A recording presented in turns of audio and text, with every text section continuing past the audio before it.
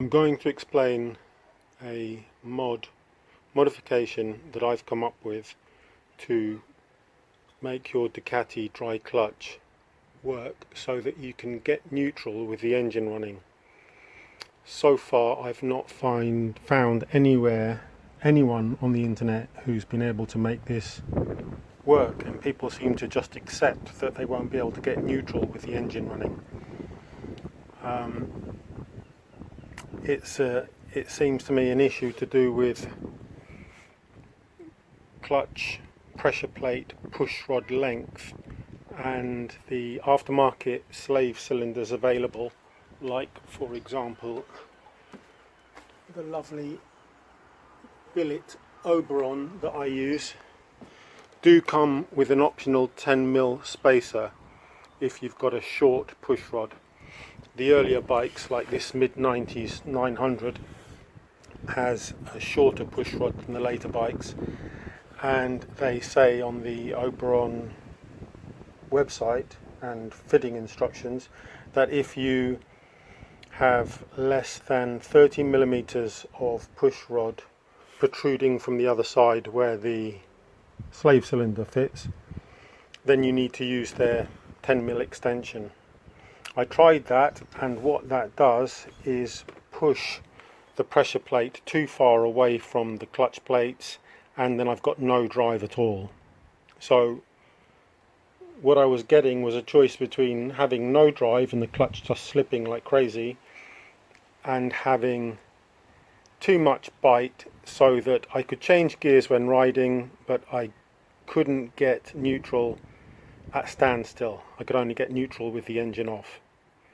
With the engine running, I could not get the bike into neutral, which meant that at traffic lights, at a red light, I had to stand with the clutch lever pulled in the whole time in first gear, which isn't good for me, isn't good for the bike. Anyway, the 10mm or no extension, neither of them were any good. So here's the fix that I found, and I'm sharing with you.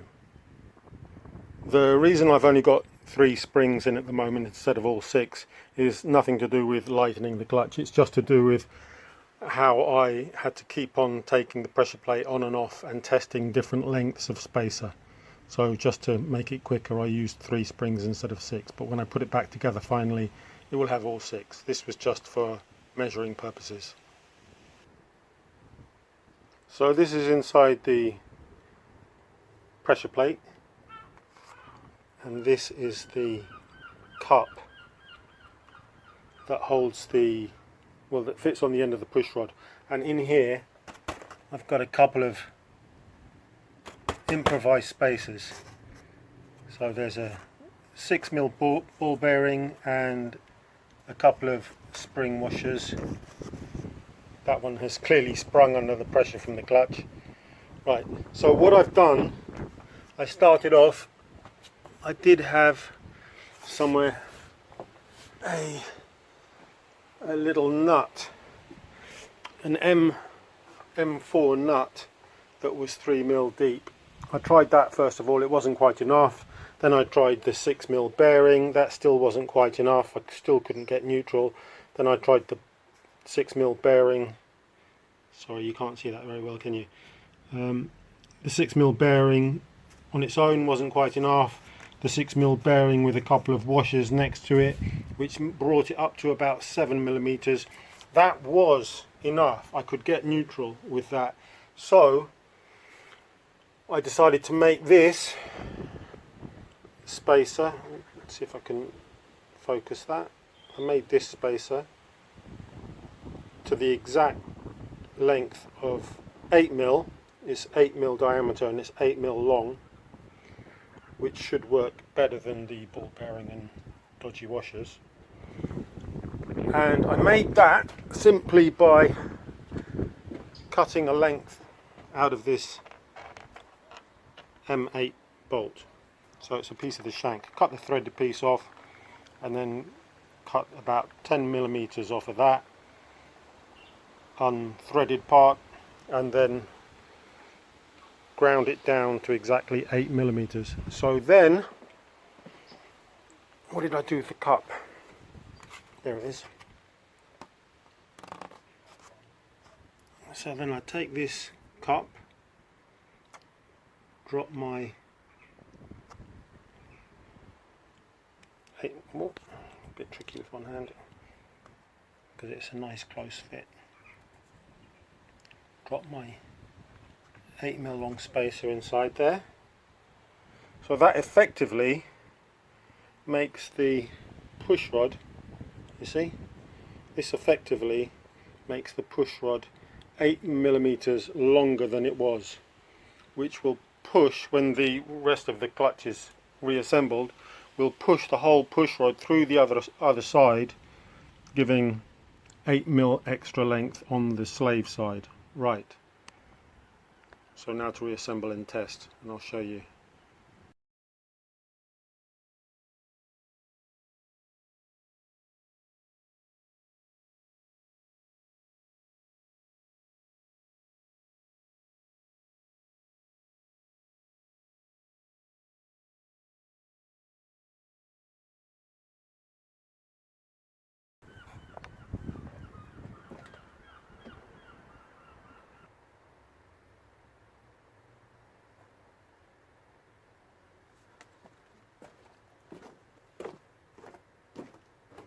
Okay, now to see if it both engages and disengages with engine power.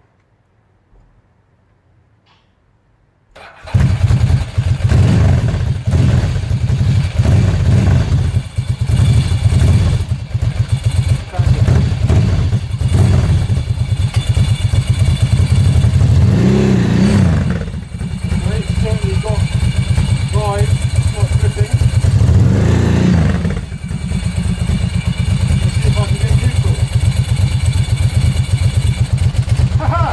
Neutral. First. Yeah, plenty of drive. Drive again to neutral. Look at that. Neutral. One more time. First. Plenty of drive, no slip. Neutral again, sorted. Okay, so that's the proof of the pudding. My modification, custom made spacer works. Now the thing for you to remember is that it might not be exactly the same for you and your bike, because it will depend upon the exact thickness of your friction plates and the height of your fully assembled clutch plate stack. I read somewhere, I can't remember where, it's not in the manual, it's not in the factory manual, the clutch stack I've read is supposed to be 38mm. That's with 7 friction plates and 8 steel plates and a spring plate. So depending on how worn your plates are or what brand of friction plates you use, I've got brand new, well nearly new, very low mileage, new Fren friction plates in there, and my stack worked out at 39mm, which is just a bit more than it's supposed to be.